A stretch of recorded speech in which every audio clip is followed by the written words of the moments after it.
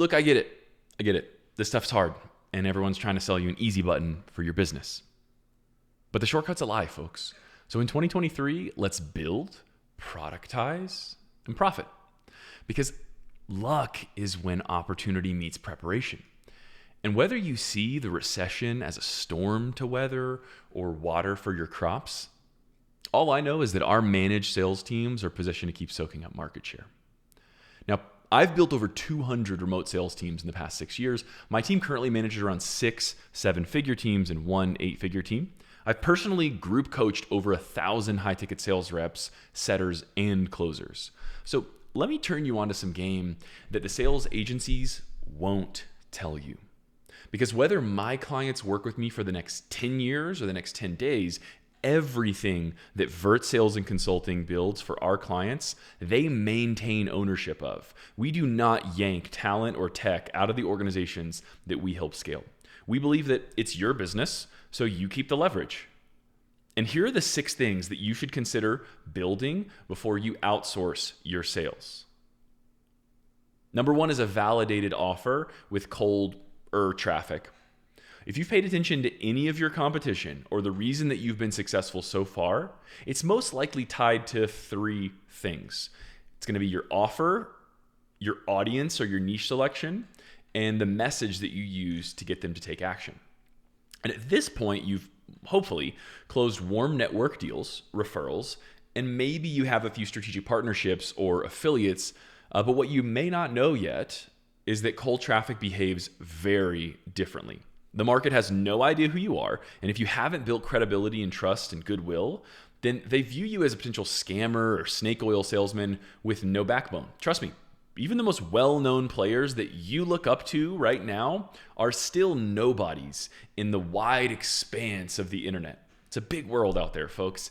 And someone with authority on the subject matter must prove out your sales process and your offer as a viable and scalable acquisition channel. So whatever source of leads you have and whatever offer you're running currently, someone who has expertise needs to be closing sales consistently before you hand it off. Now, number 2 is doing the job that you're trying to hire for and doing it well. This is actually bigger than just sales. However, if you haven't been the rainmaker for your budding business recently or worse at all, you should hit the phones. Because if you do have a sales team, nothing shuts them up faster than the founder getting back on the phones, back to the front lines, and collecting some cash. So before you try to skip the line, find a salesperson because they're better at it than you. Think again. Because I have seen incredibly awkward and analytical business owners hit record months for their team by getting back on the phones and after just a few down months, taking things back on track. Simply because they're the expert and it's their name on the building, metaphorically. Number 3 is having statistically significant data for sales metrics. If you're not tracking these things, then we'll do that first. You should be booked calls, shown calls, qualified calls, closes, cash collected. At minimum, you should be tracking those things. And if you don't know those numbers, stop watching this video and go and make a spreadsheet or something. Now, once you have a way to track all of these metrics, then you should probably be looking for some level of consistency over time, probably like 30 to 90 rolling days. It helps. If you see that those metrics are wildly different from week to week or month to month, how would you expect a sales rep who relies to pay their bills on commission entirely? How would you expect them to respond to that level of inconsistency? And it's one of the reasons why so many sales reps are constantly job searching, and they think the grass is greener because they don't see any stability with your company. And I'll tell you, nothing closes a high-value sales rep on an interview faster than spouting all of the sales metrics. So whether you like it or not, your ability to attract top-tier sales talent in the beginning of your business could be make or break. Unless you really like the grind phase of your business where you're working like 12-hour days, 5 to 6 days a week, then be my guest. So the next one is a feedback system for sales strategy. If you haven't learned how to listen and review your own sales calls yet, and I suggest you make that a priority or hire an expert to show you what to look for, wink. I mean, the difference between knowing what the bottleneck is in a sales call and just giving yourself a bunch of arbitrary feedback and beating yourself up and hating the sound of your own voice, and then just promising to do better, like that's not a real sales call review. But once you're able to identify the bottleneck and better yet, deliver that bottleneck to another person, because reviewing your sales call is one thing. Reviewing your sales call is one thing. But learning how to give delicate and accurate feedback to an employee is a different level of leadership. And you must dabble in this in order to keep people around long term, whether it's sales or media buying or client success or data management. If you cannot give accurate and delicate feedback that makes someone want to strap up and go and do it again, especially a sales rep that hinges on their emotional state and their ego. If you don't learn how to give feedback and you don't have a feedback system, you'll be another one of those business owners harping about how good talent's hard to find and saying things like A players only in your hiring posts. A telltale sign of someone with no real recruiting criteria or onboarding training process is someone who's always looking for A-player talent. Because the best organizations know that A-player talent's not really around that much, and most of them have their own business. And while you can certainly pay them enough and throw a ton of money at them to come on board, you're probably better off finding a B player and turning them into an A player. We'll talk about that later. Fifth thing is having an effective lead, nurture, and follow-up system. One of the key elements of scaling your sales and educational content on your system and your process. This is going to solve your prospect's problem in the end. And so they need to be educated on how it's going to do that, why it's going to do that, and what the differentiation is between you and your competitors. So remember, like, these are no longer people who have seen your expertise first or second hand. They don't know who you are, and they haven't had someone tell them this person's great, you should pay them money. These are problem-aware people who are scrolling around the internet, and they're receptive solutions, and they're looking for helpful and trustworthy people like you they could possibly consider investing their hard-earned money on so that you can help them ease their pain points.